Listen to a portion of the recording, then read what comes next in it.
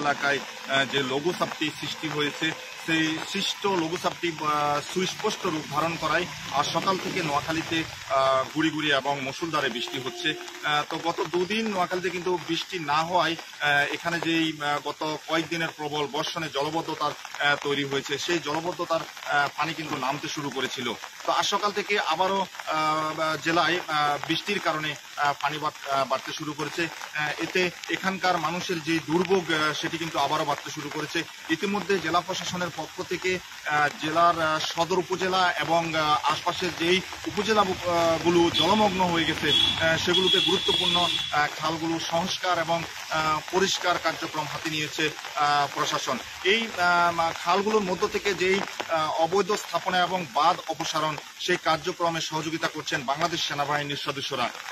তো আমরা সরজমিনে দেখতে পেয়েছি যে আসলে জেলার ছাগলমারা খাল এবং সোনাপুর চরজব্বর খাল, সমৌনি, ছাতারবাইয়া খাল সহ বেশ কয়েকটি যে গুরুত্বপূর্ণ খালগুলো রয়েছে সেগুলোর উপর কিন্তু অনেক বেশি অবৈধভাবে স্থাপনা গড়ে তোলা হয়েছে, যেটি আসলে দীর্ঘদিন চলমান থাকলেও এই কার্যক্রমে এর আগে বড় ধরনের কোনো অভিযান চোখে পড়ে নাই। আমি এই মুহূর্তে রয়েছি নোয়াখালী জেলা জজ কোর্ট প্রাঙ্গণে।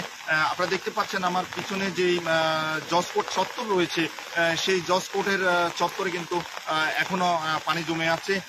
গত দুদিনের যে রোদ, আসলে এই রোদে কিন্তু নোয়াখালী শহরের যে প্রধান সড়কগুলো রয়েছে সেগুলো থেকে পানি নেমে গেছে।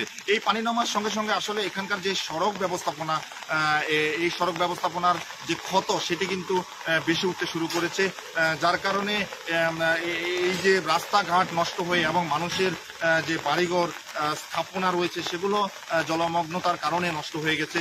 এতে মানুষের মধ্যে চরম উৎকণ্ঠা এবং উদ্বেগের সৃষ্টি হয়েছে। তো আসলে আজ সকাল থেকে যে বৃষ্টি হচ্ছে এই বৃষ্টির কারণে আবারও কিন্তু নোয়াখালীবাসীর মধ্যে অনেকটা আতঙ্ক বিরাজ করছে।